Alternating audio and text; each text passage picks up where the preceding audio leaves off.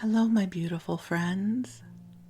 I am Bleadon-Maffei with Illuminating Souls, welcoming you to this episode of Sleepy Bedtime Blessings, a podcast designed to help you rest, relax, and fall asleep, all while deepening in your connection with your beautiful team of angels who love you so.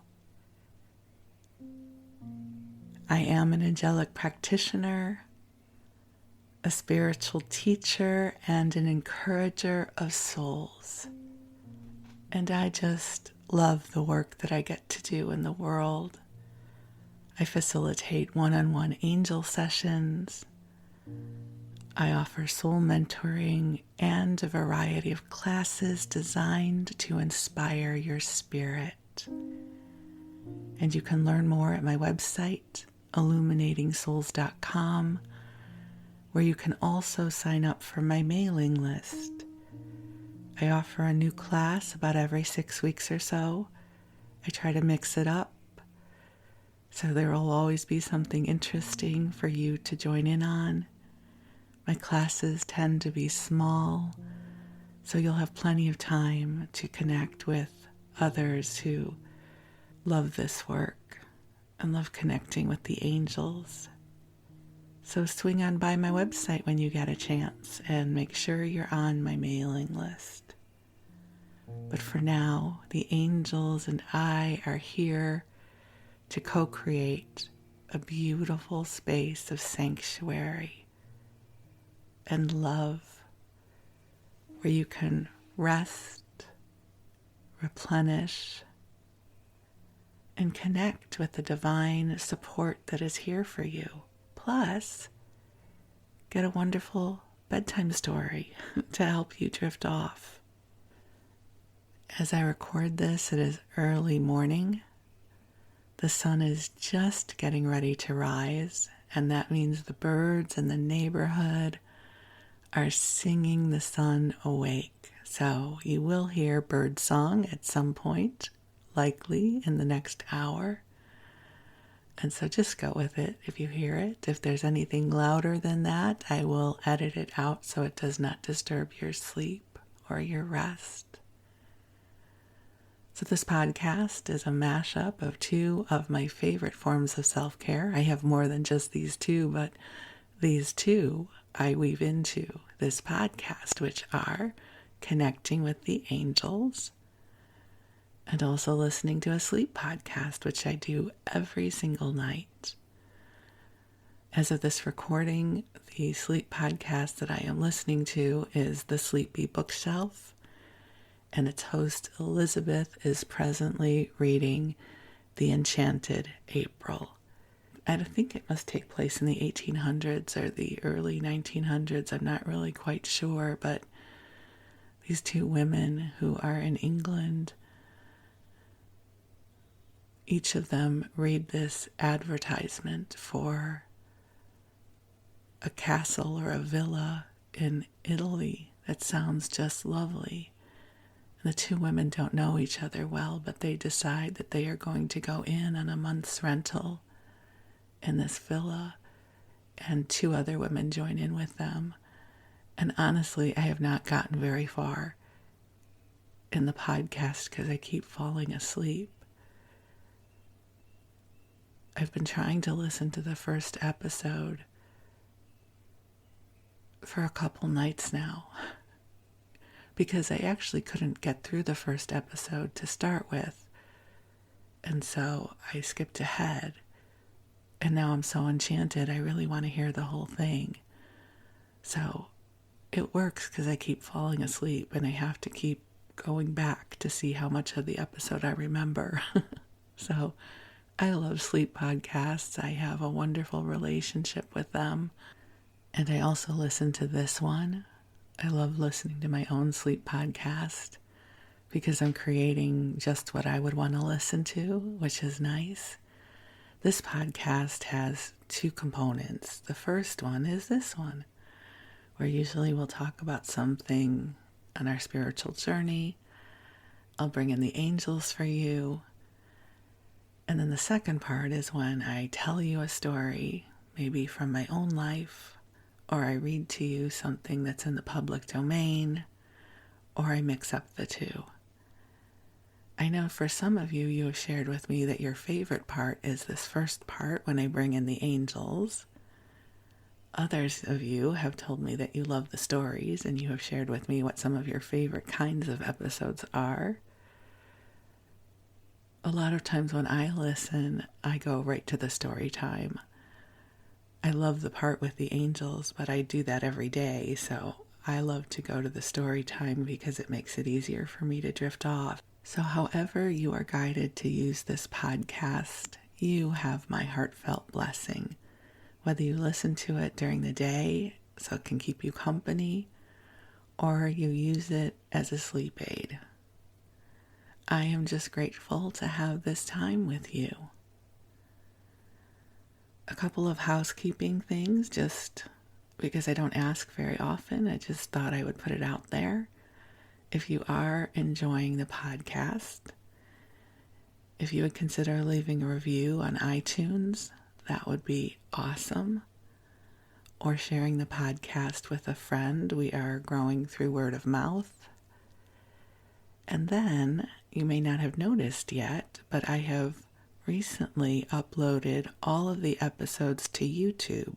YouTube is getting in the podcasting business, and I'm not quite sure how it all works, but if you go to YouTube and you search for Sleepy Bedtime Blessings podcast, you will find this podcast there. And if you will subscribe to it on YouTube, that would be terrific. If you search for just Sleepy Bedtime Blessings, it might not give you this podcast yet. There's a bunch of other things it pulls up, so make sure you ask for Sleepy Bedtime Blessings podcast, and then hopefully you will see this show up on your feed on YouTube. You know, I haven't really had the energy or the impetus to market this in traditional ways. So I'm just asking the angels to be my marketing committee and you. So wherever you consume this podcast, leave a review, subscribe, like all that good stuff. Just interact with it. And I would be very grateful. So thank you.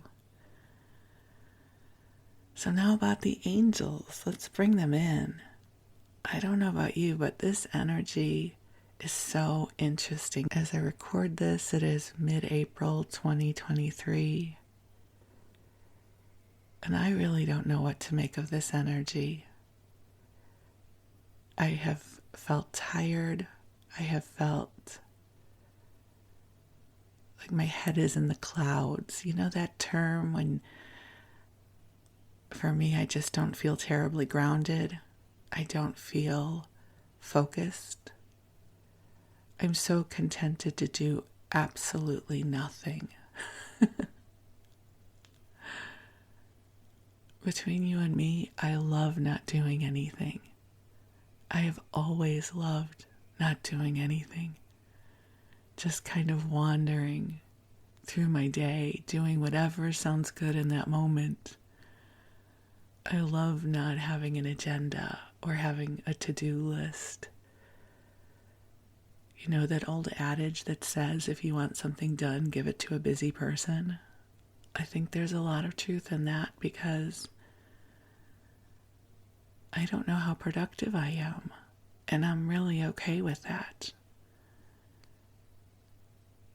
Anyways, I don't know what that has to do with the angels right now. I was talking about the energy, and I am just floating. When I used to swim, it makes it sound like I was a competitive swimmer, and I never was. I mean, when I used to go to the pool when I was younger, I loved to float. I love the feeling of floating and having my body be held aloft by the water and feeling the currents of the water moving me. And if I was outside, getting to look up at the sky and the clouds while I floated. It is so lovely to float. And I feel like this energy right now is inviting us to float. There's this wonderful card in the Osho Zen Tarot deck that I've shared with you about before. It is called the No-Thingness card. It's a play on the word nothingness, but it says No-Thingness. And it's an entirely black card, which on the surface may seem ominous because all of the other cards have these beautiful, colorful, vibrant illustrations. And then you have this black card. It says No-Thingness. But the beauty of the card is what it represents is that space in between breaths. That moment of stillness right before a new universe is created. And I find these experiences of no-thingness to be so powerful because there is this stillness. It's a stillness often, I experience it anyways, within myself. As someone who has always struggled with productivity to be productive, I often judge these times of no-thingness, that I'm unfocused or lazy, I'm not getting enough done, and usually it's because I have received an energetic invitation to float for a little while and allow myself to receive the buoyancy of this moment as I watch the clouds go by. Because sometimes we need time to be in the pause. We need to be in that place in between while we acclimate to all that has transpired. And we come into relationship with that which is being born. And this is what this energy feels like to me. So if you are finding that you are not incredibly productive right now, if you're feeling a bit overloaded and you're not sure what to do next, give yourself permission to be in the no-thingness, to be in the space in between while we get recalibrated. So now feels like a wonderful time to bring the angels in. They're already here, but I love the ritual of bringing them in with you. So, my dears, I invite you to get really comfortable in whatever way you can and to take some nice deep breaths in and out as we gently call ourselves forward into the heart of God. And beautiful angels on high, I invite you to join us here.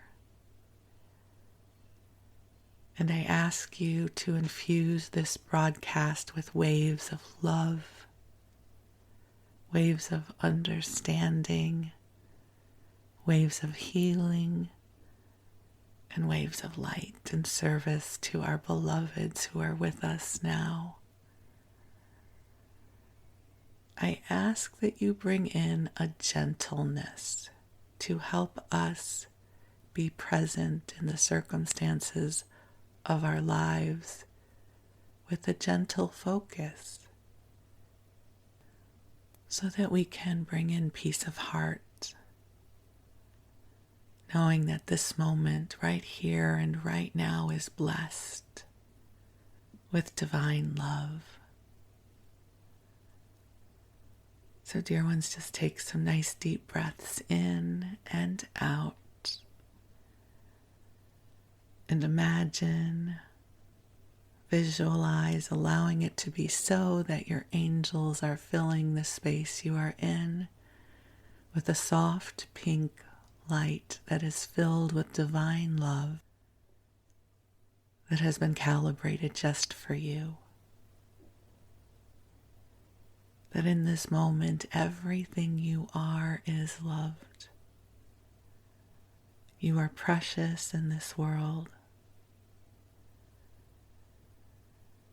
And your angels are helping to clear away your fears and your doubts,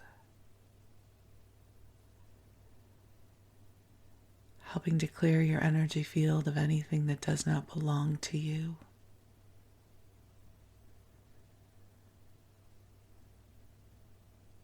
Anything that is no longer serving your highest and best good.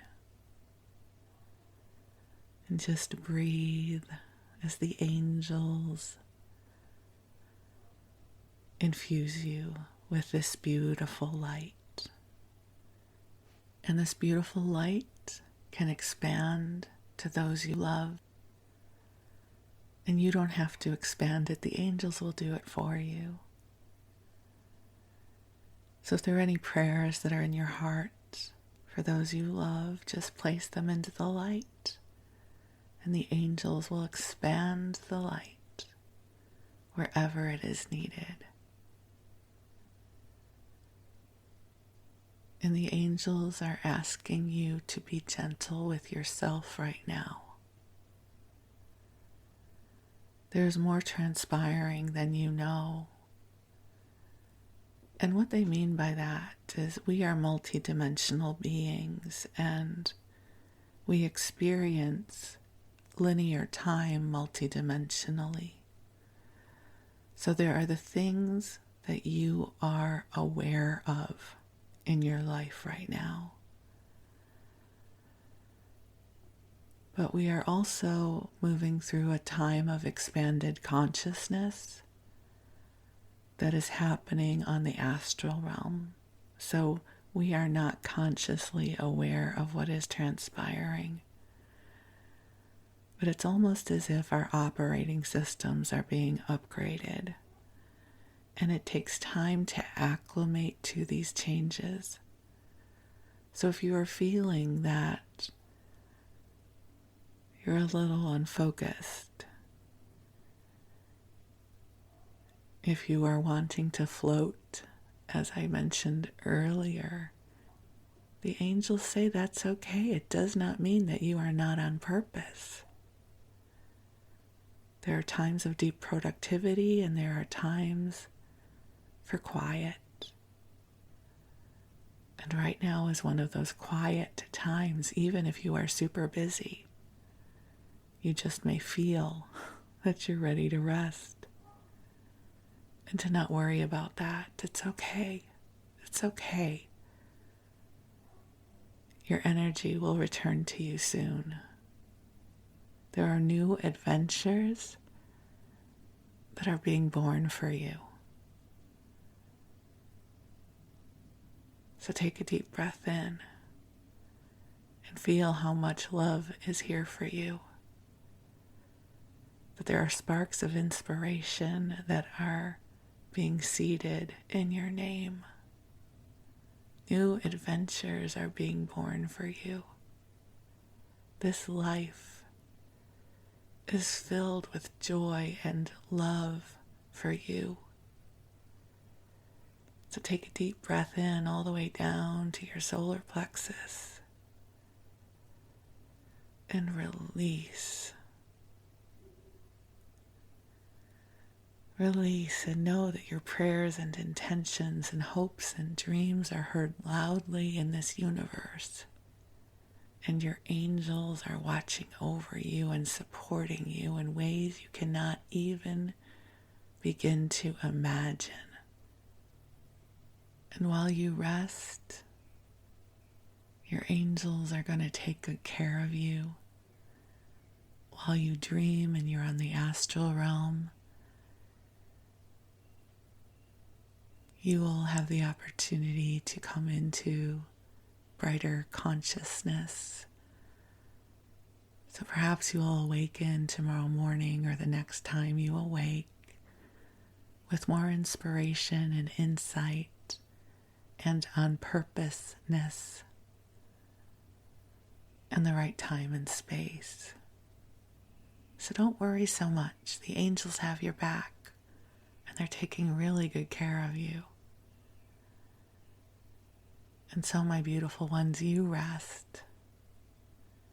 And if you are ready to drift off to sleep, give yourself permission to do so. And while you do, we're going to go to story time.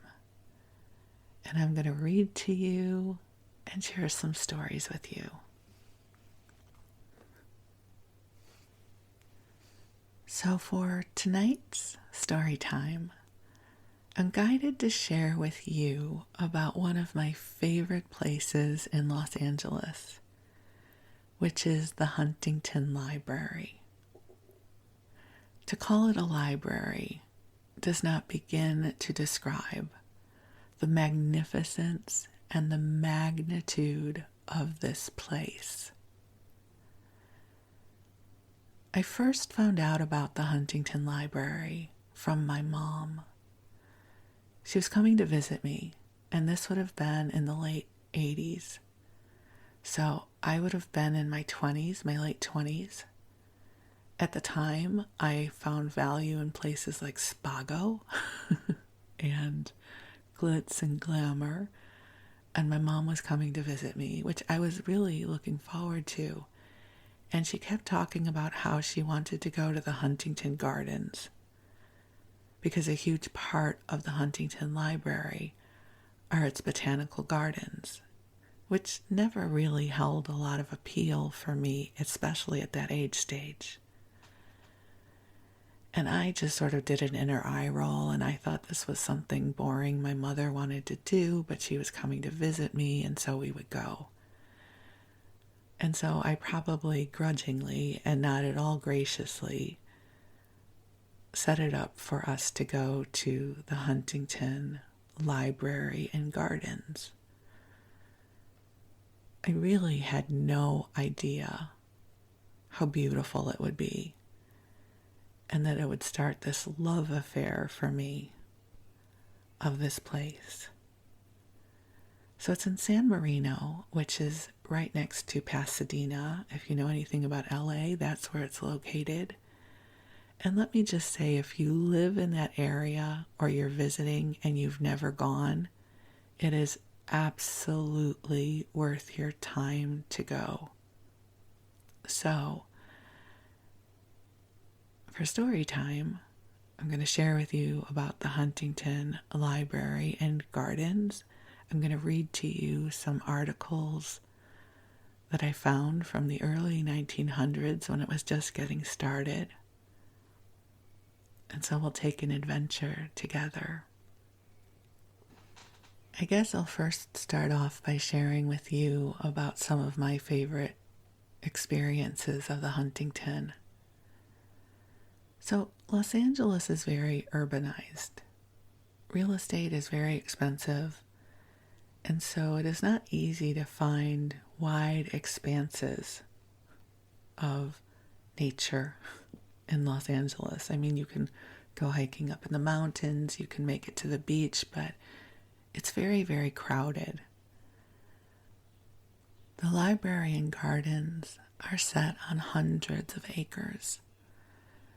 And there are different gardens: a rose garden, a Japanese garden, a lily pond. And just as an aside, can you hear the birds? So lovely. Makes me it's such a happy sound. So if you hear them, it's just perfect because we're talking about botanical gardens. And one of the things that I loved so much were huge rolling hills of beautifully manicured grass. With the drought and everything, I don't know if that's still the case, but back when I used to visit, there were just lots of green grass, which we didn't see very often in Los Angeles unless you went to a golf course. And then there are different buildings for various exhibits. the Huntington Library itself is a world famous research library. Many rare manuscripts, lots of research material. And then there are the paintings that are in the art galleries. And then there's the rare furniture in another gallery. And just so it's this feast for the senses. So on a warm day, you can be outside in the gardens. And then if you need air conditioning, you can go inside and look at rare manuscripts or paintings. And I will also say, since you know that I'm heavily imprinted with food, they have an amazing tea garden where you can go and have high tea, which was always one of my favorite things to do, was to go and have high tea at the Huntington and then spend the rest of the day wandering in and out of the various buildings and exhibits and gardens. And it's a real feast for the senses. So one of my favorite places to go when I'm in Los Angeles. I haven't been there in many years, but hopefully I'll get to go again at some point. So if you are going to Los Angeles and you're looking for just a really magnificent adventure, I highly recommend going to the Huntington. So I have quite a few articles to pick from. I'm going to start with one that was published in 1922 in a publication called The World's Work. I don't really know what that publication is, but it had this article that I'm going to share with you. So it's called The Treasures of Time, What Henry E. Huntington Has Given the People of Literature and Art of the Past and Present. And this is written by Wilbur Hall. I also should add in, and this will come out in the articles, that Henry E. Huntington was a railroad magnate, and he was a collector. He spent a vast amount of his fortune creating these libraries, and he wanted to create this space where the public could come, where they could research, and they could see beauty. And so this is part of his legacy, which I think is so remarkable. So here we go. I'll read to you this article. On a sloping hillside overlooking the San Gabriel Valley in Southern California, in a simple, permanent, classic building, which is not simple anymore, there is, well, maybe it is still simple, but I think of it as majestic. So I don't know if they're referring to the buildings that are still there, because in 1922, this was still pretty early on. One of the other articles I have is from 1919, and it was just getting started. So I don't know where this is in the life cycle of the birth of the Huntington. So, sorry, I digress. Let's go back. So in a simple, permanent, classic building, there is beginning to take form what must grow to be one of the fountainheads of cultural information of America, and one that will stand comparison someday with any in the world. It is 3,500 miles from Boston and half around the world from Athens, Heidelberg, Paris, and Oxford and Cambridge. But scholars are already looking westward, and some of them even now making inquiry at the nearest transportation offices as to the fares, tariffs, rates, and schedules to San Marino.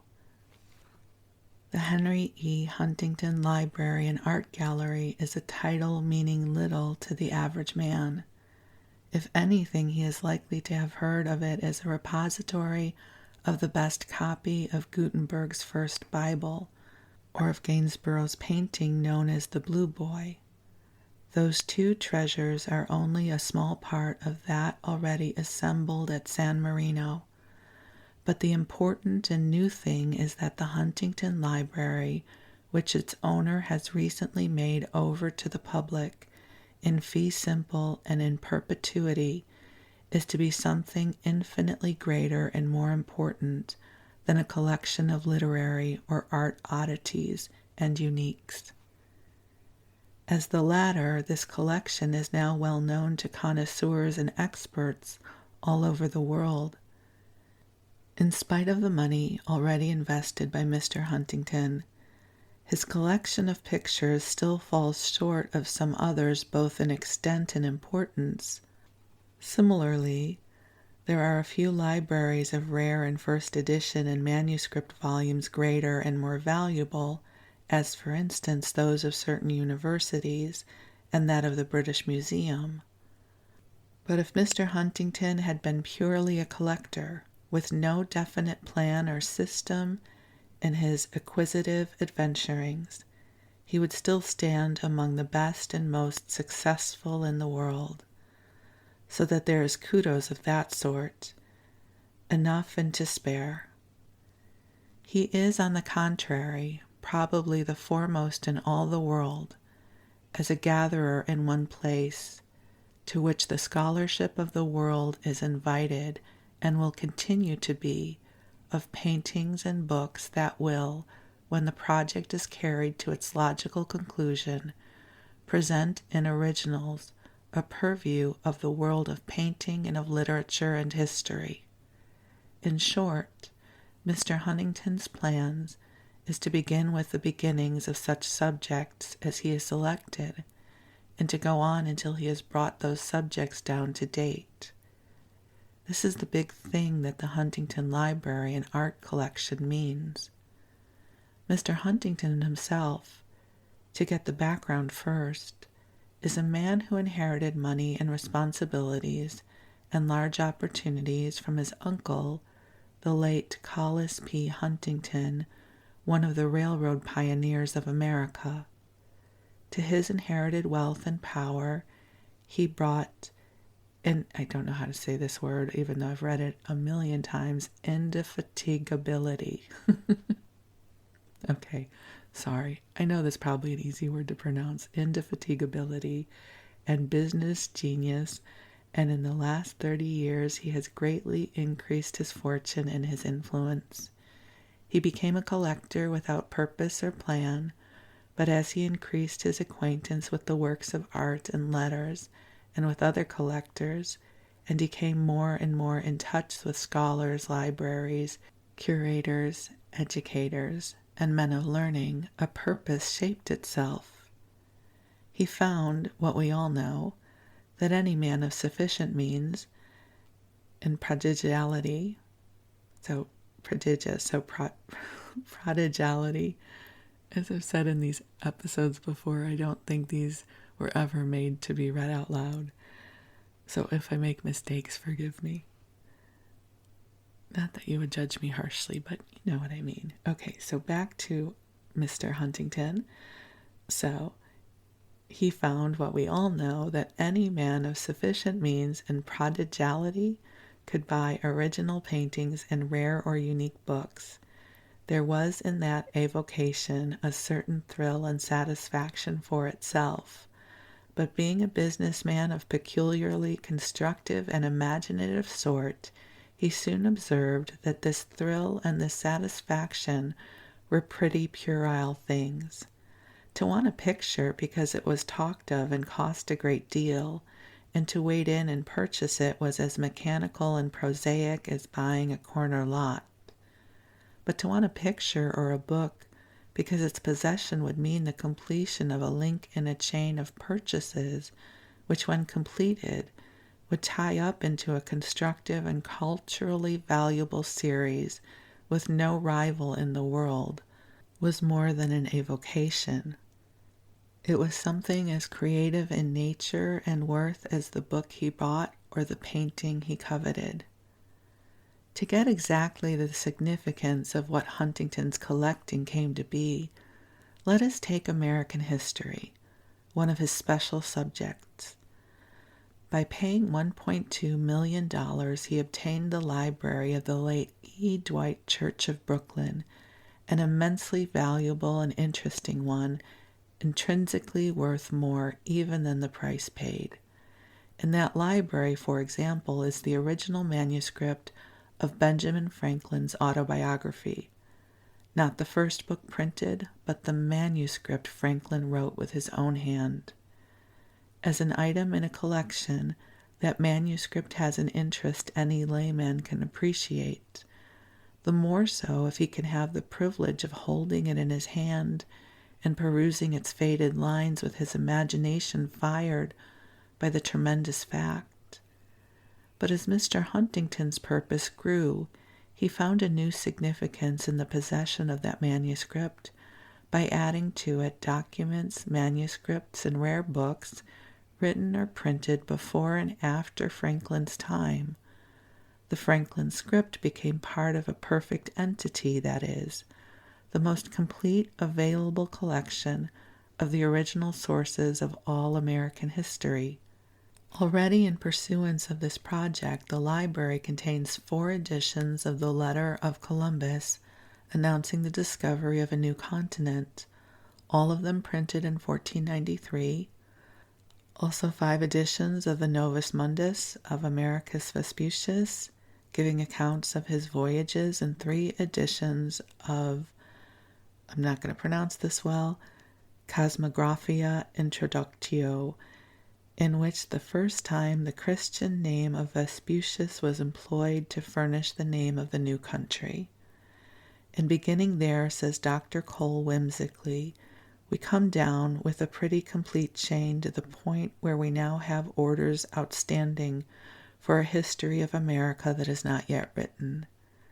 That, as regards American history, is the Huntington Project.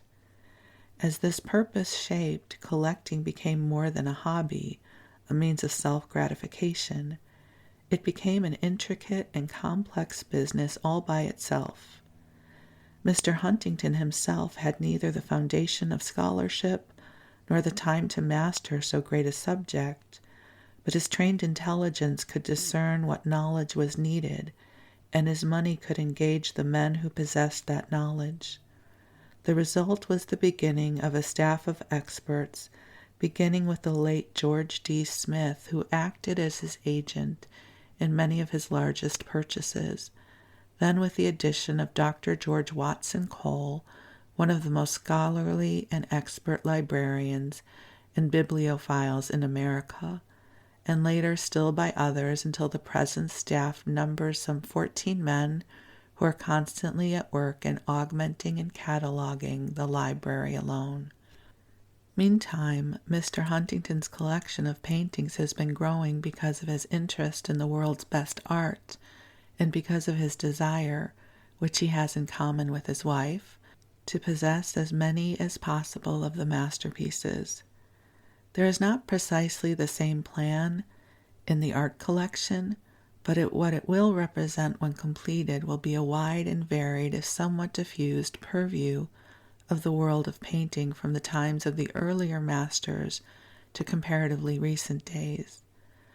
The possession of 10 Romneys, 6 Gainsboroughs, originals from the times of the early Italians to the time of Monet, with, for example, and not to mention the widely heralded purchase of the Blue Boy, some 40 English portraits of the English school, and such a collection of etchings as very few galleries possess, entitles a man to consideration as a collector. The fact that most of these he chose himself, the fact that some of them he learned of and sought assiduously until they were his own, and the further fact that he knows the reasons for the intrinsic worth of all these works, these facts entitle Mr. Huntington to be considered as a connoisseur. He is very modest on this last point, very modest, in fact, deprecatory, but others press the distinction upon him.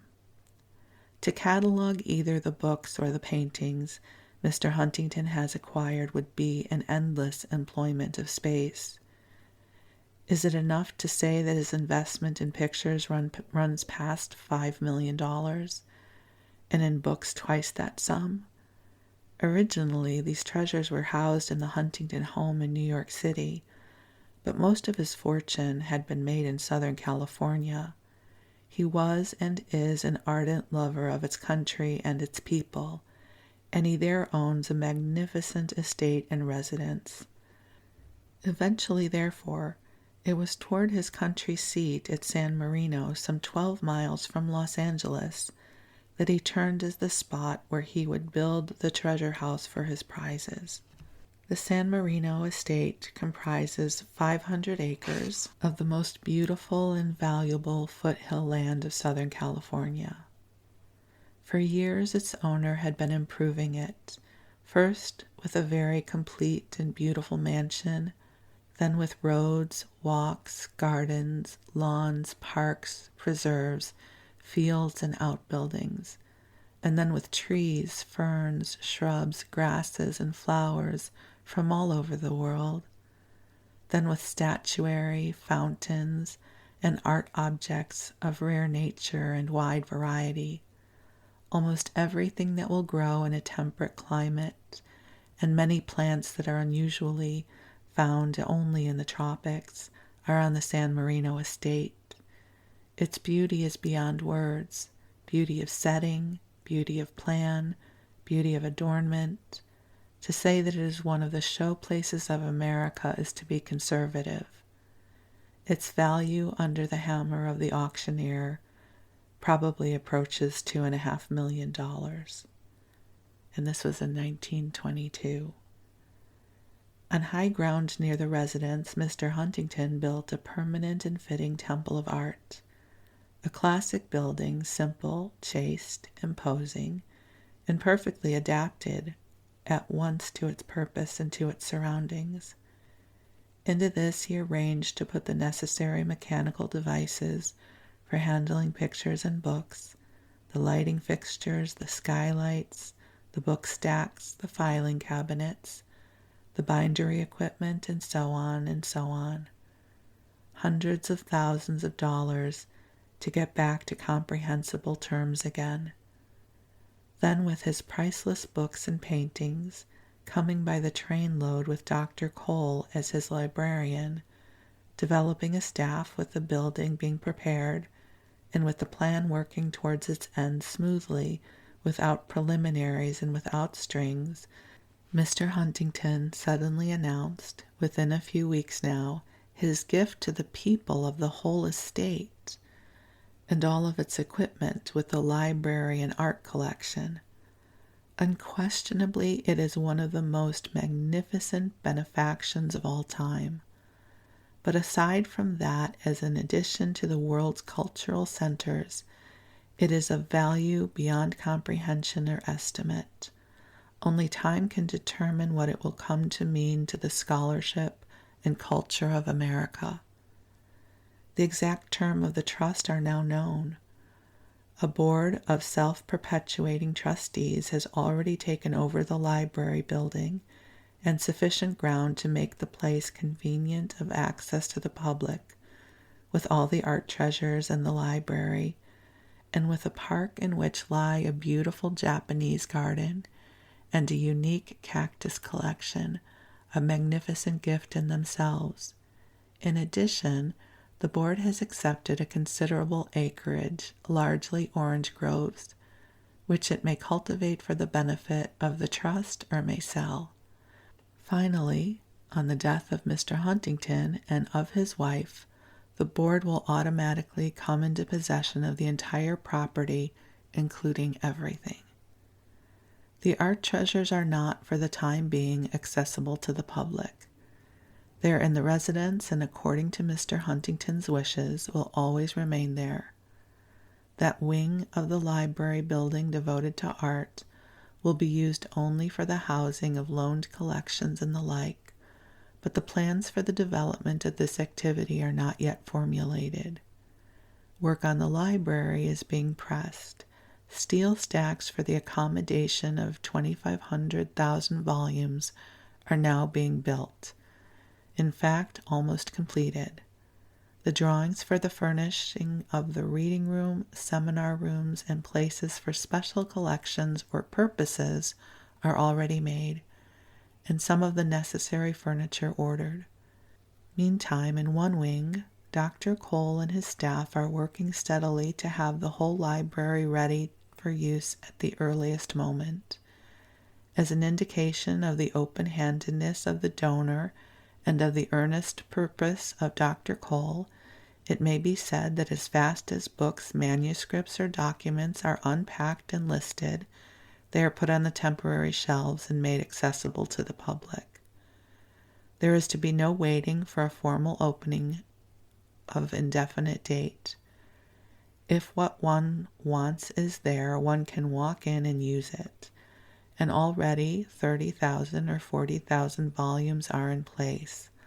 The whole library comprises about 120,000 volumes and documents, and that total is being daily increased by new purchases. And I will just add that in these days, not just anyone can come in and get a book off the shelf. It is open to scholars from around the world. So there are some rules in place about who gets to use the library, but they are still contributing in a profound way to what is available. So I'll continue reading. As a medium for opening to universities, learned societies, and scholars everywhere, inaccessible treasuries of rare or unique books, there is a new process made an integral part of the Huntington Library plan of the utmost importance. A complete photostat plant has been installed in the building, and by paying the comparatively nominal cost of the work, anyone may procure a facsimile copy of any page or series of pages, or book or edition of books, or a manuscript or document of any kind or nature which is in the Huntington collection. I mean, that's pretty cool and ahead of its time for sure. This means that the scholar in Assyria is able to share with the scholar at the University of California or in the San Marino public school the valuable privilege of examining original documents and going to original sources without the interposition of editors or publishers or translators. For example, the library is now engaged in preparing for Oxford University photostat copies of 3 volumes published by the Oxford Press 3 or 4 centuries ago, which the University of Oxford does not possess, but which Mr. Huntington has acquired. By interchanges of this character, moreover, the Huntington Library will presently have added to its originals photostat copies of unique or rare books it does not have, but which others do. It is difficult to realize that original manuscripts and first editions of letters and books of men long dead are in existence today.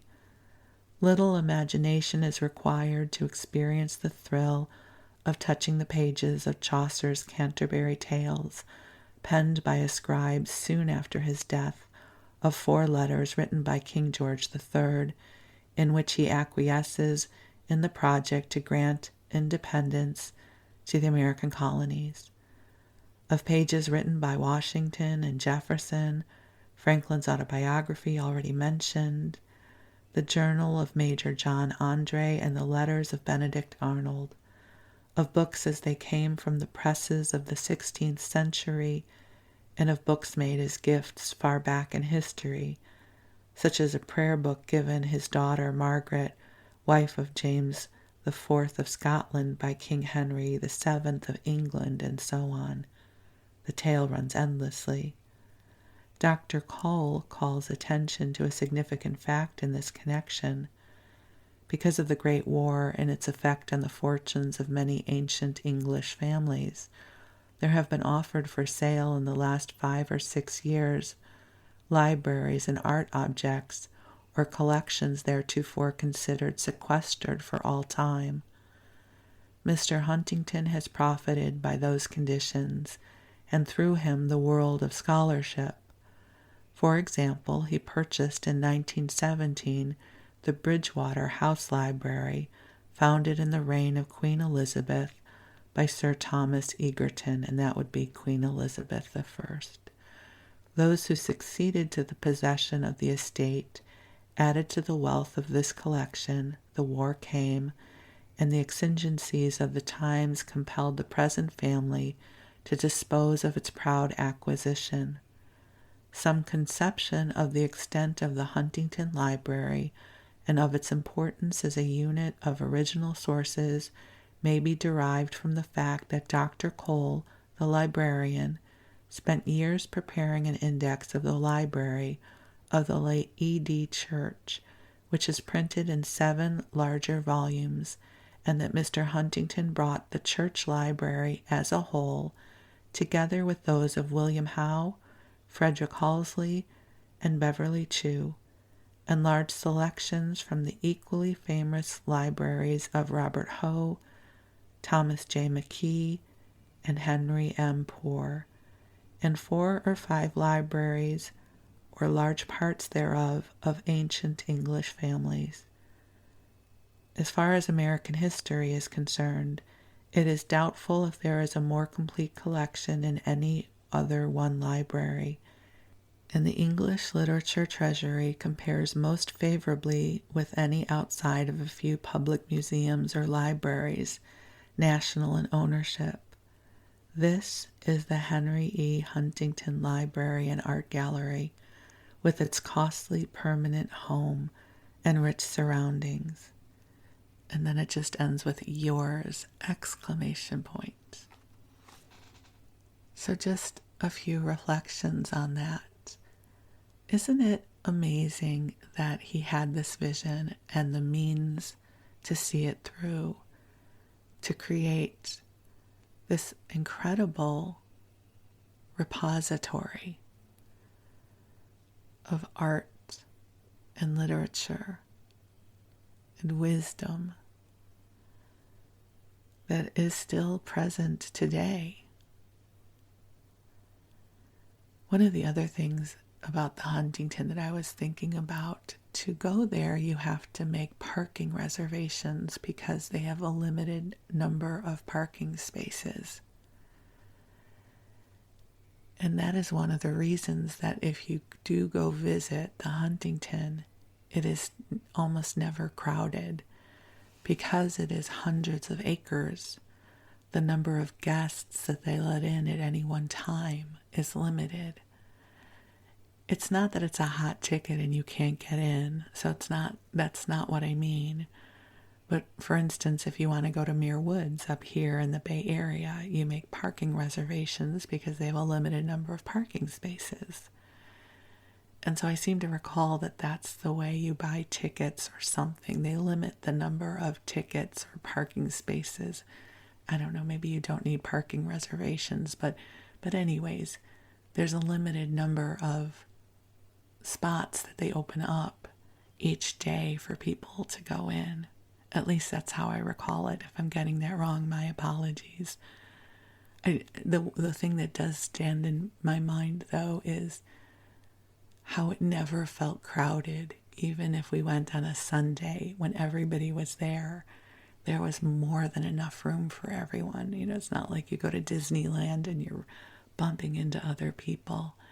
The other thing I remember is how absolutely enchanted I would always be by the books and the literature they would have on display in the library section. So it's not a library like your local library where you go and take a book off the shelf. That kind of access, my understanding is it's limited to scholars. But they would have behind glass different volumes and letters displayed, and you could look at them. And I just found it fascinating to be able to look at something that was written in the 1500s. And I would always spend the most time in that wing. I just always found that enchanting because remember, I first went before there was the internet. You know, now we have this thing called the World Wide Web and Google Books and all of these other projects that make all of this stuff available. But this is way before that was an option for us. So if you go to Southern California, make some time for the Huntington Library and Gardens. And the high tea is awesome. It's really beautiful there. And it has a special place in my heart.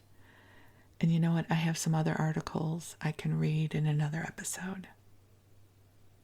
And you know what? I thought I would go to their website and pull this up about visiting because I wasn't sure about the parking. So this is what it says. It's open 10 a.m. to 5 p.m. every day, but it's closed on Tuesdays.